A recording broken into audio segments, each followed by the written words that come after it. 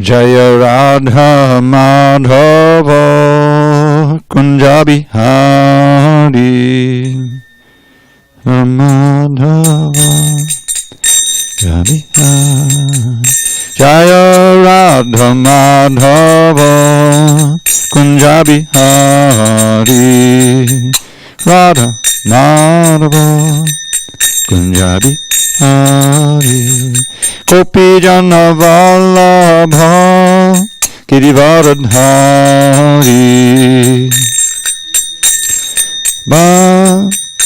Varadhari Gopi Jana Vallabha Girivaradhari Gopi Jana Vallabha Girivaradhari Yashodanandana Bhajana Ranjana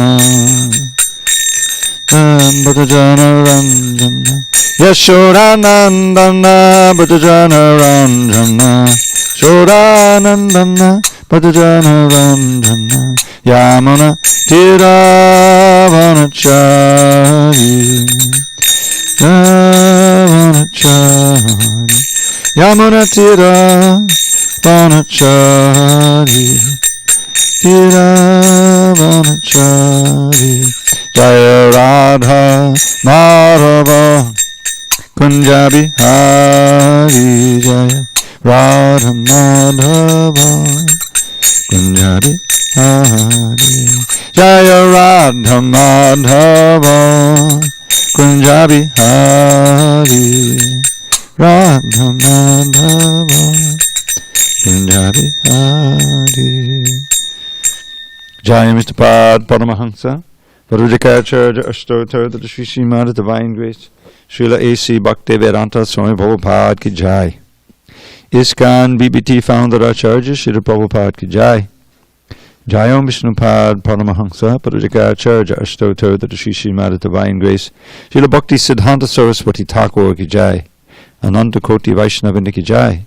Namacharya Srila Haridas Thakur ki Jai. Srimad Bhagavad Gita ki Jai. Ki Jai. All glories to the assembled devotees. All glories to the assembled devotees. All glories to the assembled devotees. All glory to Sri Guru and Gauranga.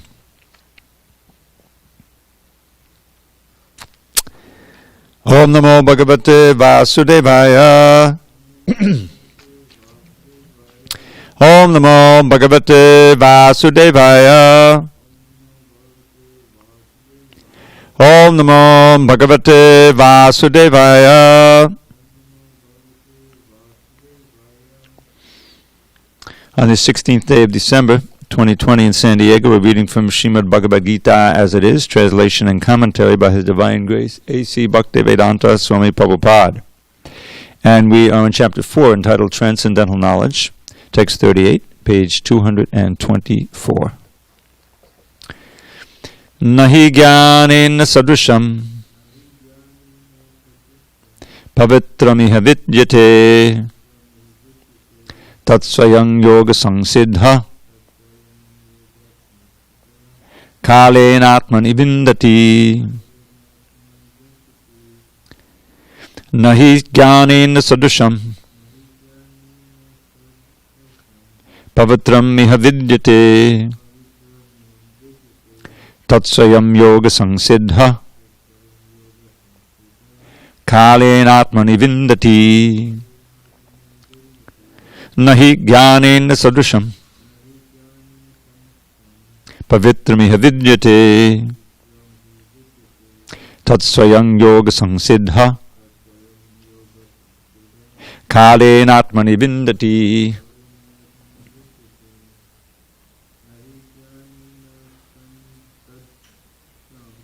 Nahi jnanena sadrusham pavitramiha vidyate tatsvayam yoga samsiddha kalena atmani vindati were the words. Na, nothing. He, certainly. Jnanena, with knowledge. Sadrisham, in comparison. Pavitram, sanctified. Iha, in this world. Vidyate exists, tat, that, swayam, himself. yoga in devotion, samsiddha. He who is mature, kalena, in course of time, atmani, in himself, vindati, enjoys. Translation. In this world there is nothing so sublime and pure as transcendental knowledge. Such knowledge is the mature fruit of all mysticism. And one who has become accomplished in the practice of devotional service enjoys this knowledge within himself in due course of time. Purport. When we speak of transcendental knowledge, we do so in terms of spiritual understanding. As such, there is nothing so sublime and pure as transcendental knowledge. Ignorance is the cause of our bondage, and knowledge is the cause of our liberation. This knowledge is the mature fruit of devotional service, and when one is situated in transcendental knowledge, he need not search for peace elsewhere, for he enjoys peace within himself. In other words, this knowledge and peace culminate in Krishna consciousness. That is the last word in the Bhagavad Gita. Om jnana timirandasya jnanandana shalakaya chakshurun midatam mena tasmai shri gurave namaha. I was born in the darkest ignorance, but my spiritual master Srila Prabhupada opened my eyes with the torchlight of knowledge. I offer my humble obeisance unto him and all members of Sri Parampara. So this prayer that we offer before every class is very pertinent to today's verse, and this whole section, and this whole chapter, which is, after all, about transcendental knowledge. So, where did this knowledge come from? Remember the key verse, text 34. Just try to learn the truth by approaching a spiritual master, inquire from him submissively, and render service unto him. The self-realized soul can impart knowledge unto you because he has seen the truth. So, the contact with the great souls and hearing from them in the proper mood opens this channel where one can receive the knowledge. And there's different kinds of knowledge. There's Gyan and there's Vigyan. Gyan is, Krishna is speaking about Jnana here, but I think he's also speaking about Vigyan, which is realized knowledge. When you have these two categories, generally you mean you read in the Bhagavad Gita that the soul is eternal, it never dies, that you're a soul, not the body. So that's fascinating knowledge, and you may believe it, but you haven't realized it fully. You're still somewhat in the bodily concept of life, and many of your thoughts and desires, if not your activities even, are still determined by that misunderstanding of the misidentification with the body. But after some time practicing Krishna consciousness, that theoretical knowledge, that book knowledge, can turn into realized knowledge. I was thinking of a verse in the Bhagavatam, Vasudeve Bhagavati Bhakti Yoga Prayojitaha Janayat Yashu Vairagyam Jnanam Chayirahoitikam. This is a famous verse describing how that the process of Bhakti Yoga unto Vasudeva Krishna, Vasudeva Bhagavati Bhakti Yoga Prayojita, engaging in devotional service, quickly generates two things, detachment and knowledge. Janayati and generate, you see it's the same word practically in English and Sanskrit. Janayat Yashu, very quickly, Vairagyam Jnanam Chayirahoitikam. These two go together, the real knowledge and detachment. I often give this example of the sweet rice that suddenly you learn has sand in it, and your desire for it becomes destroyed. It happens all the time that out of ignorance we engage in certain things. We maybe take a drug or do something like that, and then we may feel some positive effects, but then we feel some bad effects from it, and we may say, "Oh my God! If I'd only known that would have happened, I wouldn't have done it." Another, out of ignorance of the actual effects of something, then we become involved in it. People go on diets all the time. You learn that what is that stuff? Corn syrup. I said some kind of corn syrup, concentrated corn syrup, is bad for you. Well, they use it in all kinds of processed foods, So once you learn that, and you're conscious of, trying to improve your diet, you'll try to avoid those foods. knowing that prasadam is so glorious for the body, mind, spirit, and everything, it's more than just food, then the devotee tries to get prasadam from the temple or offers food at home and does. In other words, the activities that you do, positive and negative, you'll avoid no prasad, you avoid boga, and you'll take prasadam because it has a subtle benefit you may not be able to see or understand right away, but you hear about it, you have the knowledge, you have the faith that the knowledge is true, and so you act on it. So you can see how knowledge is so key. That's why there's, in every society there's an educational system, so that children can be given knowledge so that they can live properly in the world. Otherwise you become like an animal. So this knowledge, this spiritual knowledge, he's saying here, there's nothing so sublime and pure. This pure means not only pure, but purifying. The word is sanctified. Sanctified is something that's holy and also makes you holy. So that's what this knowledge is. It's active. It's dynamic, because it's all. I mentioned this word normative, which I learned way back in high school, in college, I think, early college, and it means knowledge that is meant to guide your activities. It's what morality is based on. Is there a moral code in human life? Because it's good for us. It's good for society, and it's good for each person to live by a moral code. Otherwise, we just evolve into animalistic society. So this knowledge that Krishna is giving us, and that you glean from surrendering to, asking questions of, and serving those great souls who have actually seen the truth. That's the text 34. That's the key of opening that channel through the service to the spiritual master. Then the knowledge will be imparted unto you. Abhidakshanti te jnanam. And then Krishna promises the results of this. Now he's glorifying the knowledge. Text 35. You won't again fall into illusion. You see? Napunar moham. Moham is illusion.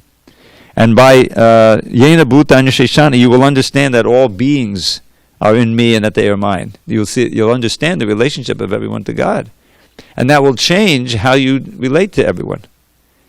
Just like I take this walk, and now with the winter months coming in, the days getting shorter and shorter. So even if I go out at 5:30, it's pretty dark already. So I suddenly realized, whoa, there's little bugs that come onto the sidewalk that I'm working on. So I've got this flashlight and I'm looking, and sure enough, suddenly they sneak around. I have to, change my step to avoid them because I don't want to just blindly, annihilate these poor little bugs, So, but that's why should I care? Why should I know? Because I know these are spirit souls. They're living entities, living their life, and I shouldn't even inadvertently shorten their life. They should live through and then go up to the next, Prabhupada says, you interrupt their life, they have to come back and complete the term in that bug life, So that's, something you get from imbibing the knowledge of Krishna consciousness and living to it. You see souls everywhere. Souls which are like us. That's the thing. They're in a different body, their consciousness is much lower, but they're also part and parcel of God and part and parcel of Krishna, and we don't want to hurt any living entity unnecessarily. So that's part of the, that's what you see. Yena bhutanya sheshani drikshashami yatomi. You'll see that all beings are, what does he say? All living beings are but part of the Supreme, or in other words, that they're mine.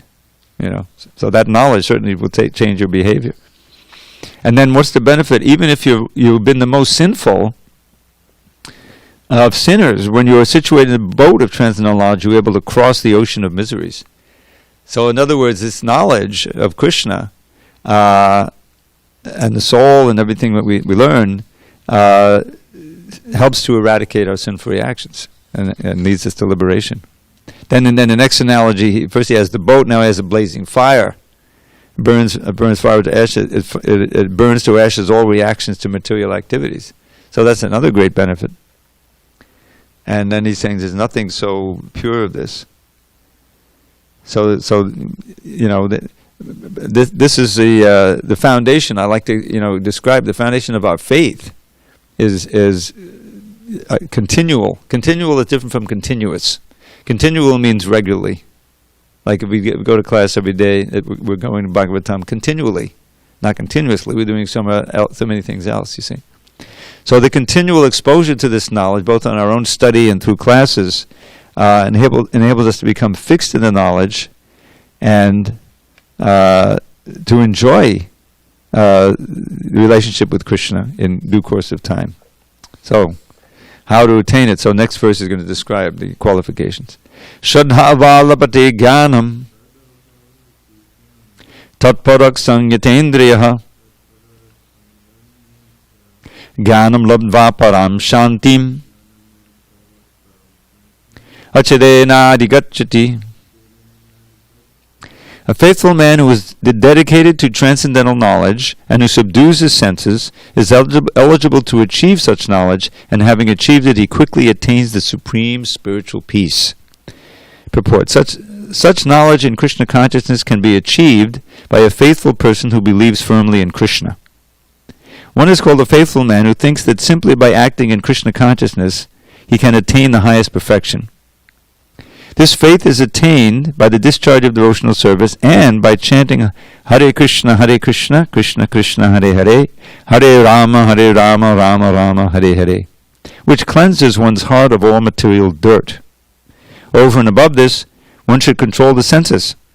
A person who is faithful to Krishna and who controls the senses can easily attain perfection in the knowledge of Krishna consciousness without delay. So, the supreme spiritual peace.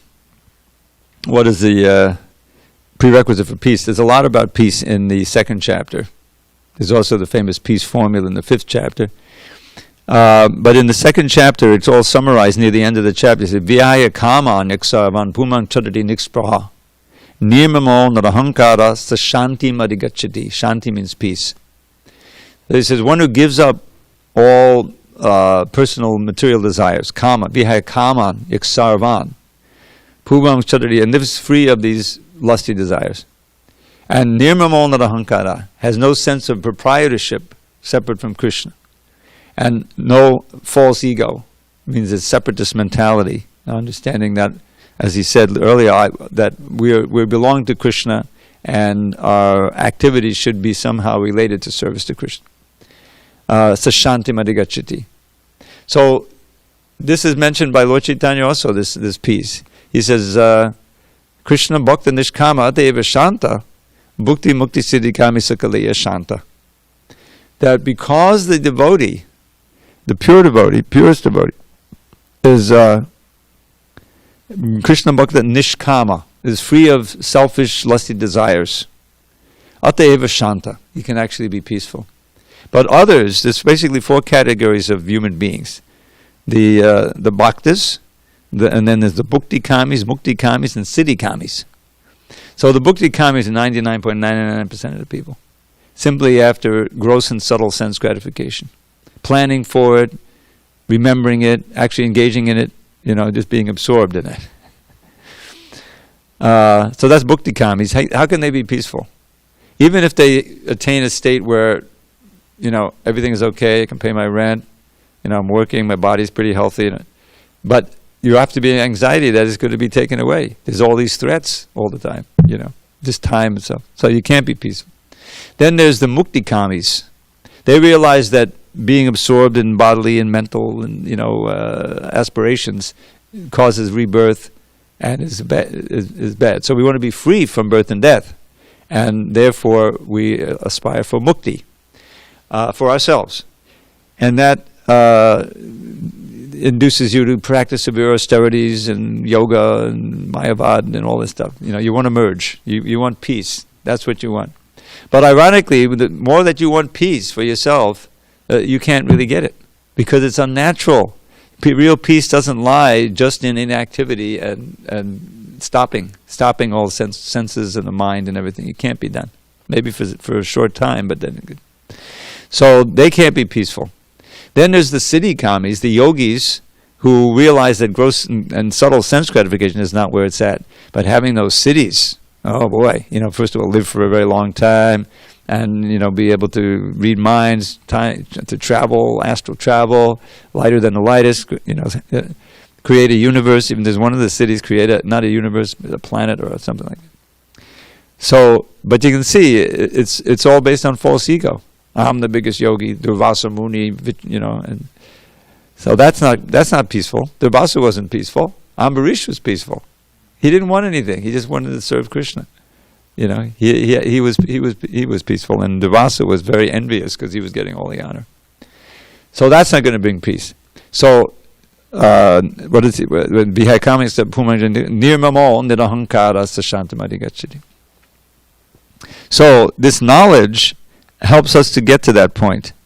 Jnanam lodva param shanti machadina. Shraddha. So this point of faith.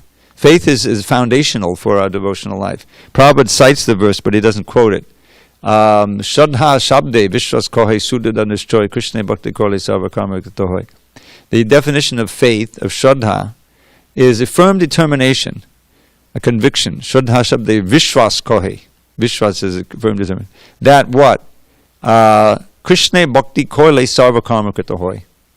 That all of my goals of my activity will be fulfilled just if I stay within Krishna consciousness. If everything if I'm engaging all my senses, mind, intelligence in Krishna consciousness, I will be completely satisfied, and that's all. I don't have to aspire for anything else.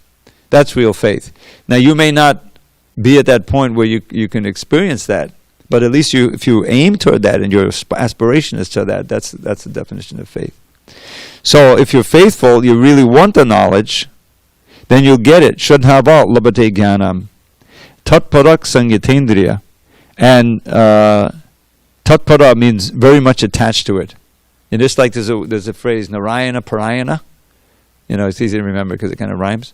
Narayana Parayana means someone who's dedicated, to realizing Narayan, realizing Krishna. So this word para or parayan is the same thing. Tatpara, he's dedicated to it. No, that's a real goal. I want to achieve this knowledge. And I'll do it through the process of devotional service. And you control your senses. Because as soon as you don't control your senses, they get infected with the kama. We read about that in the last chapter. That the senses are sitting places of lust, and the mind and the intelligence. So the sense gratification, it plants that seed. You remember we were talking about the seed, this bhakti lata bija, the seed of the creeper of devotion. So bhakti is kind of an evolution or a cultivation of a certain kind of desire to serve Krishna. And it culminates in pure love, that a passion or obsession to serve Krishna, and please him. That's prema. So if you engage in some sense gratification, that plants that seed in your heart. Now you've put Krishna aside and you've fallen back into illusion. And so that's a hindrance to it. So sangyatendriya is some means completely controlled senses, not allowing that maya, that mode of passion to enter. Then you'll get the knowledge and you'll attain the supreme peace, because you'll be unalloyed. You'll be satisfied in any condition, because it's always possible to serve Krishna in every condition. And probably faith can be attained. How can we attain that faith, which is the foundation here? By discharging devotional service, by chanting the holy name. So that faith is. How do we get the faith? By associating with the faithful. That's how we got faith in the beginning. How we were faithful enough to be curious enough to come and hear Krishna and gain in kirtan, take a little prasadam. That association with those who are faithful and their qualities, then you're attracted to that lifestyle, and you want to, you begin doing your bhajan, usually at home at first. And then, but that bhajan, that Hare Krishna bhajan, that's going to cleanse you no matter where you do it. And that cleansing, it brings you, your desire is to associate more and more. Okay, without delay. Now, on the other side, text 40, Agyascha Shradhanascha Sankshayatma Vinashiti Nayam Lokosti Naparo nasukam sankshayatmanaha. All right, now he's talking about the faithless and those who are full of doubts. But ignorant and faithless persons who doubt the revealed scriptures do not attain God consciousness. They fall down. For the doubting soul there is happiness neither in this world nor in the next. Purport. Out of many standard and authoritative revealed scriptures, the Bhagavad Gita is the best. Persons who are almost like animals have no faith in or knowledge of the standard revealed scriptures. And some, even though they have knowledge of or can cite passages from the revealed scriptures, have actually no faith in these words. Have actually. That should probably be actually have. All right. And even though others may have faith in scriptures, like Bhagavad Gita, they do not believe in or worship the personality of Godhead, Sri Krishna. Such persons cannot have any standing in Krishna consciousness. They fall down. Out of all the above-mentioned persons, those who have no faith and are always doubtful make no progress at all. Men without faith in God and His revealed word find no good in this world, nor in the next. For them there is no happiness whatsoever. One should therefore follow the principles of revealed scriptures with faith and thereby be raised to the platform of knowledge. Only this knowledge will help one become promoted to the transcendental platform of spiritual understanding. In other words, doubtful persons have no status whatsoever in spiritual emancipation. One should therefore follow in the footsteps of great acharyas who are in the disciplic succession and thereby attain success. Now, mentioning the great acharyas, this is also a very important foundation of our faith. Because when you think about it, you know, I mean, I can think back, and probably you can also, to a point where I had no faith or even no knowledge about Krishna. You know, I was a total atheist, and even people who profess to believe in God, they more or less act like atheists. They're completely involved in sense gratification, and ultimately we see you can't sustain that. It's some cultural thing, or your parents took you when you were young, or something. And gradually the churches are emptying out, even in America. They've done studies. There's more and more people are saying none when asked what religion you belong to, whereas it used to be Christianity, 75%, 80%. So, what keeps us? What nourishes the faith is the experience, and your willingness to undergo some austerity, both positive and negative. Meaning, positive means getting up early, taking a shower, a cold shower. Oh my God, and and doing what we do.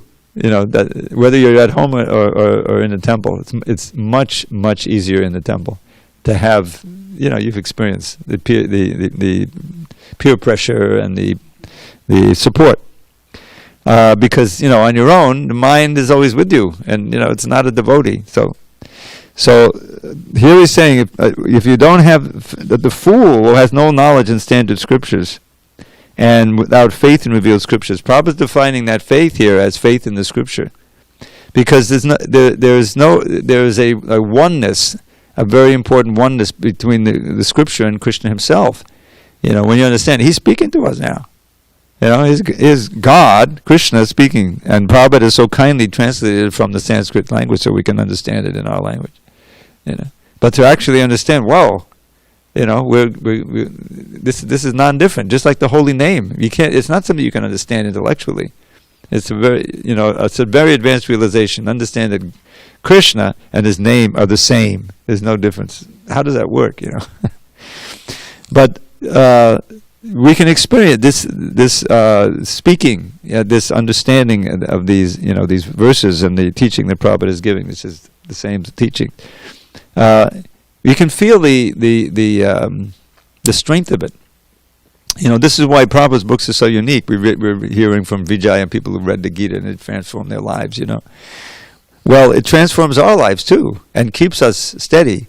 When we faithfully come to the classes and we think about it and we try to live the instructions, then when it really comes alive.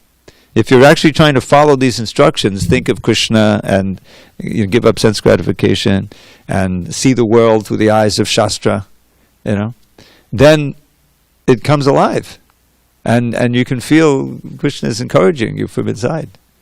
So, but here, as often, in the Bhagavad Gita. Krishna teaches through contrast. This is a standard method of teaching. Is that you have to, if you're going to teach what's good, then it's important to teach what's bad. Just like he's going to come to the 16th chapter, and all about the demonic side, So here, what happens if you doubt, if you have no faith? Because faith and doubt are the opposite of things. Vinashiti, Sankshayatma Vinashiti. It falls back. Vinashiti means destroyed. Not in this world or in the next can such a person have happiness, the doubting soul. So how do doubts arise? This is a phenomenon that we have to accept, and it's a reality. You can believe today and you can doubt again tomorrow. Just like for so many years we had no idea of Krishna consciousness, and someone would tell us some of the things, so that doesn't sound real to me. That's you guys are just brainwashed. But it's a test. It's a test of faith, because so much of it is like Krishna says right in the 2nd chapter about the soul. Some hear about the soul, Ashcharya Vatpashyati Kashadedam. They can't believe in it. They feel it's amazing, because it's not scientific in the sense of being able to weigh it, measure it, see the color. It's not there. So they can't exist. What to speak of God, the Supreme Soul, someone who's omnipresent? How does that work? It's a mind blower. And the fact that we accept it is to our great fortune, because we're hearing all the time and we're revering Prabhupada and we're chanting his glories, and so Krishna, he removes that tendency to doubt. But as soon as we associate with the wrong people, or we slack off in our sadhana, or we commit offenses and this and that, the doubts will come. Because in the modes of nature, then you're seeing everything through the modes of nature. And it seems like, God, how do they ever believe in that? It can happen. So we have to be careful to sustain our faith with the right association, and to eschew, which means to give up, or not, activities which we know are harmful for us. So that regulation is so important. No happiness, in this world or the next. That's heavy duty. All right, text 41. Now we're going to finish this chapter. Yoga sanyasta karmanam jnana sanchinna sankshayam atmavantam karmani nibbodhanti dhananjaya. One who acts in devotional service, renouncing the fruits of his actions, and whose doubts have been destroyed by transcendental knowledge, is situated factually in the self. Thus he is not bound by the reactions of work, O conqueror of riches. Purport: one who follows the instruction of the Bhagavad Gita, as it is imparted by the Lord, the personality of Godhead himself, becomes free from all doubts by the grace of transcendental knowledge. He, as a part and parcel of the Lord, in full Krishna consciousness, is already established in self-knowledge. As such, he is undoubtedly above bondage to action. So now he's going back to the faithful yogi, yoga sanyasta karmanam. One who has renounced the fruits of action by devotional service in karma yoga. That came up. All of these sacrifices mentioned. That's what it means to give up. Give up the fruits. Jnana sanchina sankshay. All your doubts have been cut to pieces by knowledge. Right? Cut to pieces by knowledge. Atmavantam, situated in the self. Nakarmani nibbodhanti dhananjaya. So such a person's acts don't bind him, because the activities are all saturated with Krishna consciousness. We may be doing the same thing externally, people don't understand. But why are we doing it? What's the motivation in doing it? What's the consciousness of the person doing it? That makes all the difference. People, the standard thing is, well, I'm doing this work because I got a job, I got to be here on time and do the work so that I can get my paycheck. The motive is some fruitive motive. And that fruit of desire keeps you bound to this world. So here it's nibbodhanti, right? Nibbodhanti, not bound. None of the works bind one if one is in that consciousness. He's in Bhakti Yogas, remembering Krishna. He's working for Krishna, and the fruits are given to Krishna. He just, gets what he needs to live. So that then the knowledge it cuts to pieces all the doubts. So it's a science, that, the reason why it's so mysterious is because it's on the very subtle platform. Krishna is known as Adhokshaja. Adhokshaja literally means beyond the range of material mind and senses. So how can you believe in something like that?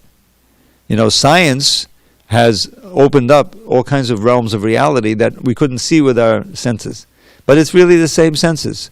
Whether you have the telescope or you have the microscope or the radioscope or whatever it is, you're perceiving a different level of reality that you couldn't see before. And so you don't, it's not a question of belief or faith, it's a perception. But there's no material instrument by which you can see the soul or see Krishna. It only comes by purification of the consciousness and by Krishna's mercy, really, revelation. So that nourishes our faith and destroys all doubts when real knowledge comes like that. And Atmavantam Nakarmani. So it's situated in the self or in Krishna consciousness, then those activities don't bind. All right, last verse in the chapter. Tasmat, therefore, Tasmat agyana sambhutam Vritstam jnana sinatmanaha Chitvainam sankshayam yogam Atishtotishtha bharata. Therefore the doubts which have arisen in your heart out of ignorance should be slashed by the weapon of knowledge. Armed with yoga, O Bharata, stand and fight. Purport: the yoga system instructed in this chapter is called Sanatan Yoga, or eternal activities performed by the living entity. This yoga has two divisions of sacrificial actions. One is called sacrifice of one's material possessions, and the other is called knowledge of self, which is pure spiritual activity. If sacrifice of one's material possessions is not dovetailed for spiritual realization, then such sacrifice becomes material. But one who performs such sacrifices with a spiritual objective or in devotional service makes a perfect sacrifice. When we come to spiritual activities, we find that these are also divided into two, namely understanding of one's own self or one's constitutional position, and the truth regarding the Supreme Personality of Godhead. One who follows the path of the Bhagavad Gita as it is can very easily understand these two important divisions of spiritual knowledge. For him, there is no difficulty in obtaining perfect knowledge of the self as part and parcel of the Lord. And such understanding is beneficial, for such a person can easily understand the transcendental activities of the Lord. In the beginning of this chapter, the transcendental activities of the Lord were discussed by the Supreme Lord himself. One who does not understand the instructions of the Gita is faithless, and is to be considered to be misusing the fragmental independence awarded to him by the Lord. In spite of such instructions, one who does not understand the real nature of the Lord as the eternal, blissful, all-knowing personality of Godhead is certainly fool number one. Ignorance can be removed by gradual acceptance of the principles of Krishna consciousness. Krishna consciousness is awakened by different types of sacrifices to the demigods, sacrifice to Brahman, sacrifice in celibacy, in household life, in controlling the senses, in practicing mystic yoga, in penance, in foregoing material possessions, in studying the Vedas, and in partaking of the social institution called Varnashram Dharma. All of these are known as sacrifice, and all of them are based on regulated action. But within all these activities, the important factor is self-realization. One who seeks that objective is the real student of the Bhagavad Gita. But one who doubts the authority of Krishna falls back. One is therefore advised to study the Bhagavad Gita or any other scripture under the bona fide spiritual master, with service and surrender. A bona fide spiritual master is in the disciplic succession from time eternal, and he does not deviate at all from the instructions of the Supreme Lord as they were imparted millions of years ago to the Sun God, from whom the instructions of the Bhagavad Gita have come down to the earthly kingdom. One should therefore follow the path of the Bhagavad Gita as it is expressed in the Gita itself, and beware of self-interested people after personal aggrandizement who deviate others from the actual path. The Lord is definitely the Supreme Person, and his activities are transcendental. One who understands this is a liberated person from the very beginning of his study of the Bhagavad Gita. Thus end the Bhaktivedanta purports to the 4th chapter of the Srimad Bhagavad Gita in the matter of transcendental knowledge. Jnanasina. Jnanasina atmanaha. Asina is a weapon by which you can cut off all your doubts. That brings to mind a wonderful verse. I think I shared this with in a class fairly recently. Maybe it was one of my Zoom classes. I'm sorry, I'm mixing them up. But at the end of I think it's the 12th chapter of the 5th canto. There's a very short chapter. There's only 16 verses. And there's a verse that has this word in it. It's spoken by Jada Bharat, who's Bharat reborn after his dear birth, to Maharaj Vahugana, who was a devotee, but he was also a king. And when Jada Bharat wasn't carrying the palanquin properly, he became angry. Then he realized when he started speaking, he's a great soul. So he took instructions from him. So this is one of them. So he says, Tasma naro sanga susanga Tasma naro sanga susanga jata jnanasinenatma vivrikna moha harim tadiha katana shrutabhyam labdasmati yat atipadam admanaha. I think I got it right. So he's saying that, therefore, he just spoke about material life. This was after the chapter, maybe it's before the chapter of the description of the forest fire of material existence, So he's giving him a very strong lesson in the dangers of material life and all this stuff. But here he's saying, here's how you get out of it. By Sangha and Asanga and Susanga. So Sangha is so important. Sangha is what you associate with. In fact, the whole process of Bhakti Yoga has to do with Sangha. Sangha means two things, association and attachment. And you can see how they're related. What you associate with, you become attached to. So he says, you have to know by, the Shastra and from Guru and Sadhu, what to associate with and who to associate with and who to not associate with. So that's called the process of Sangha and Asanga. What to associate with and what to avoid association. Tasmad naro, a human being. Tasmad naro Sangha, which means Asanga, and Susanga. Bad association and good association. So avoid the bad and good association. And then what happens? Tasmad nano sangha susanga jata, it gives birth to or generates jnanasina, this sword of knowledge described here. Jnanasinenama, by which you can cut off all illusion, the big all the bonds of illusion that you've cultivated for many lifetimes. Jnanasin atman vivikna moha, and simultaneously with that, Haring tadiha katana shrutabhyam. Katana shrutabhyam means chanting. Katana means chanting, and shrutabhyam means hearing. What are you hearing?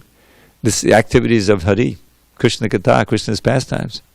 Iha is a word that means activities. Of who? Harim. Harim tadiha katana shrutabhyam. And by that activity, you gain your remembrance. Now, there's two meanings to that. One is you regain your remembrance of Krishna, which we forgot for so many lifetimes, which is how Prabhupada explains it in his translation and purport. So, labda smriti, yati adipadam advana, and then you proceed very nicely on the path back to Godhead. Now, in the purport, short purport, Prabhupada describes how the ISKCON society is providing this opportunity to follow this verse. Where you can, he's saying we're providing room and board. He's speaking of the days, when ISKCON had temples where you lived, which is, we still have ashram, but many devotees live outside. But he's saying we provide room and board, and you can completely, take part and quickly advance because you're apart from the bad association and you're getting good association and developing the knowledge. So understanding that this knowledge is like a sword. A sword. There's another sword described similar in the 2nd chapter of the 1st canto. And it's Yanudhyasina, the same word, Yanudhyasina yukta karma grantin abandhanam chindati kovidasa konakuya katarati.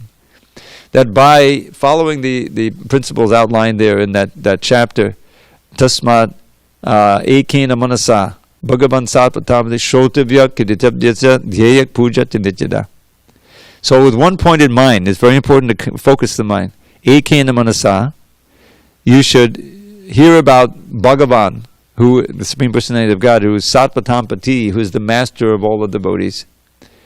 Hear Shrotavya, Kirtita, and chant, Kirtita, Dhyayak, meditate on, and worship. And by doing those activities, which is what we're basically doing, one will attain the sword of remembrance. Anudya. Anudya is a word that means remembrance. Anudhyasina, the same word, the sword. Karma gruntina bandhanam, by which you can cut to pieces all of your karmic bonds. Karma bandhanam chindanti, kovidastasya konakuya kataratim. So who is that person who would not be attracted? Try to get, But you have to get attraction for hearing. This is the key. Now people are hearing, they're hearing all kinds of things. Hearing and reading and, and chanting and prajalpa. So how to get that attraction? That's the next verse. Back to serving the spiritual master. Shushusho shadadhanasya, that's your faith. Vasudeva kataruchi syan mahat sevaya vipra punyatirtana shevana. So this word shushusho means hearing with great attention and ardent and submissive oral reception. Prabhupada uses that phrase. Ardent hearing or submissive oral reception. And again, we have this concept of knowledge that you're receiving manifesting in your activities. Because shushusho means service attitude. If you're actually hearing and you're imbibing the lesson and it's transforming your heart, then you're eager to do some kind of service. So Shushusho Shodadhana said with great faith, Vasudeva Kata, the talks about Vasudeva. Ruchi, you'll get the taste for that Vasudeva Kata. That's the key. Kata Ruchi, Syan comes into being, Mahat Sevaya, by serving the Mahatmas, the devotees. Punyatirtana Shevanat, who are themselves walking, sources of piety just by serving them or hearing from them. So Bhagavad Gita and Bhagavad Gita, they both confirm exactly. And the key thing that has to be cut to pieces, not only your karmic bondage, but your doubts. So you come to the point of strong faith. There's Shraddha that's developing, that brings you into the association of devotees. But then there's that nishta, which is what we talked about before, how the firm conviction that just by practicing Krishna consciousness, all your aspirations will be fulfilled. That's called nishta. Nishta means firm, conviction. You can't be swayed. And because you have enough realization, even then you're not completely pure, but many of the Bhadras and the Anarthas have been destroyed, When I give Bhagavad Gita class, I always chant that verse, Nashta prayesha bhadreshu nityam Bhagavad Dasevya. So that ends with the word naishtaki, which is just an adjective for the noun nishta. It means firm conviction. So nashta prayeshu means almost completely destroyed, a good percentage. You're not completely pure, but prayeshu means quite along the way. Nashta, destroyed. Nashta prayesh, abhadreshu. Abhadras and anarthas, basically the same thing. Nityam Bhagavata Sevaya, by regular attendance in Bhagavatam class and by serving the pure devotee. There's two kinds of Bhagavats, the person Bhagavat and the book Bhagavat. So both has to be served. Bhagavat by hearing, imbibing the lesson and acting on it, and the Mahabhagavat, the devotee, by serving and following instruction. Nityam Bhagavat Uttama Shloke. Uttama Shloka is the name for Krishna. He is glorified in the best of verses. Bhakti Bhavati Naishtaki. Then when your devotional service becomes an irrevocable fact, you remember that irrevocable? So that irrevocable, that's the Nishta. So he's saying, Agyana Sambhutam, you should destroy the your doubts that were born of ignorance by the sword of knowledge. And having destroyed those doubts through yoga, through this yoga I've just spoken, get up and fight. That's the whole point. He's trying to get him to fight the battle. Atishta. Get up Uttishta and Atishta. Be situated in that faithful situation and stand up and fight. Because Arjuna had all these doubts. He doubted, first of all, that it would be a good thing for him to engage in this. How could it be good? There's other people I love on the other side. What's the point? He was forgetting. He was covered by Krishna, But Krishna had his reasons. He had his overall arching reason for this battle that would result in so much death and destruction. Ultimately good. God is good in the end, although it may seem that, it's this big bloodbath. And Yudhishthira was, devastated by it. And so he needed to be preached to by Bhishma Dev. And, he had straightened him out. So that's a larger story. So a very important chapter. We will commence chapter 5. You were here for the very important conclusion of this chapter. All right, we have a few minutes, so I'll give you, instead of starting the next chapter, we'll recite a couple of poems for you. How about the Shikshastika? We have time for Shikshastika. Probably haven't heard that today, have you? Yeah. The ninth verse, which is not really of the Shikshastika, but it's Krishnadas Kaviraj wrote. He says, there's 8 essential verses Lord Chaitanya wrote to teach the practice and the goal of chanting Krishna's holy name. Day by day, whoever sings this hymn will surely reach a little closer to perfection, spotless Krishna Prem. So you can sing the English, you don't have to sing the Sanskrit.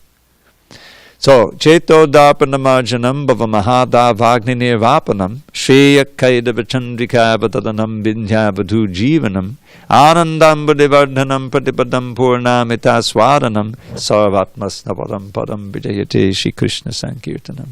Oh, glory to the chanting of Shri Krishna's holy names, which easily extinguishes samsara's blazing flames by polishing the lust-encrusted mirror of the heart. The chanting is the waxing moon that causes the white lotus of good fortune to unfurl its petals far and wide throughout this bleak and blighted world. Of transcendental knowledge which will take us to life's goal, the chanting of the name of Krishna is the life and soul. The ocean of ecstatic bliss floods far beyond its bounds, wherever Krishna's merciful and mystic name resounds. Indeed, whenever Krishna's names are sung in congregation, at every step one tastes a joy that knows no limitation. So hear with great attention as I earnestly request, please chant Shri Krishna's holy name and be supremely blessed. The soothing nectar of the name will bathe your consciousness, bestow pure love for Krishna, and eradicate distress. So then Lord Chaitanya laments. He's taking the role of a conditioned soul. Nam namakadi bahudani jasarva shaktis tatrapita niyamitak smaranena kalaha etadashita vakripa bhagavan mamapi Durdaiva Midrisamiha Janenanuraga. Krishna, Govinda, and Keshava too, your names have no end, and in each of them you have invested your potencies, leaving none out. Whenever we want, we can chant it without the slightest restriction of time or of place. O Lord, who can fathom your infinite grace? Yet I am so wretched, devoid of all shame, that I haven't developed a taste for your name. So, what's the remedy? Trinadapi sunichena, tororapi sahishnuna, manina manadena, kirtaniyak sadaharihi.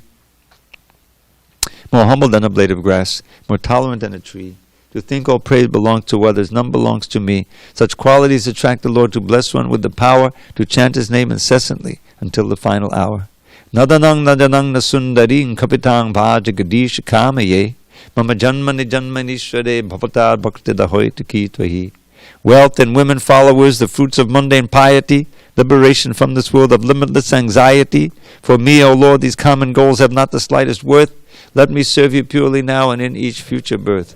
Ainanda tanuja kinkaram patitam ma vishame bhavam budhao kripayatavapada pankaja stita dhuli sadrishang vachintaya.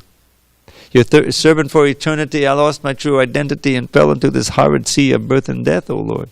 O Nanda's son, please hear my plea. By your sweet grace consider me a speck of dust upon your lotus feet forevermore. Nayanangadadashradhariya vadanangadghadadudhayagera Pulakanachitam vapukadatabhanama grahane bhavishyati. Your servant for eternity, I lost my true identity and fell into this horrid sea of birth and death, O Lord. O Nanda's son, please hear my plea. By your sweet grace consider me a speck of dust upon your lotus feet forevermore. Yugayatang nameshena. I'm sorry. Nayanam gadadashadariya badanam gadghadadudhayagada pulakanachitam vapukadatabhanama grahane bhavishyati. Tears streaming from my eyes, my voice choked with bliss, the hair upon my body standing up in happiness. When will all these signs of rapture decorate my limbs as I chant your holy name, the monarch of all hymns? Yugayiktam nameshena chakshusha pravashayitam shunyayitam jagatsavam govinda vidahe name. Every moment drags on like 1,000,000 years or more. From the rain clouds of my eyes the tears and torrents pour. This whole creation is nothing but a vast and joyless void. All Govinda, by your absence I am being destroyed. Ashlishyava paradatam panashtamama darshanan marmahatang karotava yatatata vavadadatra lampato mat prananatas to sahevanapara. Let Madhava embrace this maid who's fallen at his feet, or let him trample me in my most ardent hope's defeat, by never giving me a chance to see him anywhere, thus shattering my heart and plunging me into despair. You see, he is a restless libertine and not a saint. So let him act in any way he likes without restraint. Yet though his cruel and crooked ways may cause me constant woe, Krishna is the only Lord my heart shall ever know. And we have just enough time to prepare for the arati. All glories to Srila Prabhupada. Hari Hari.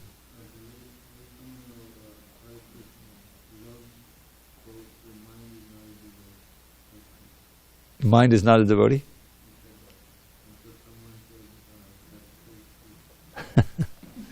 Hare Krishna.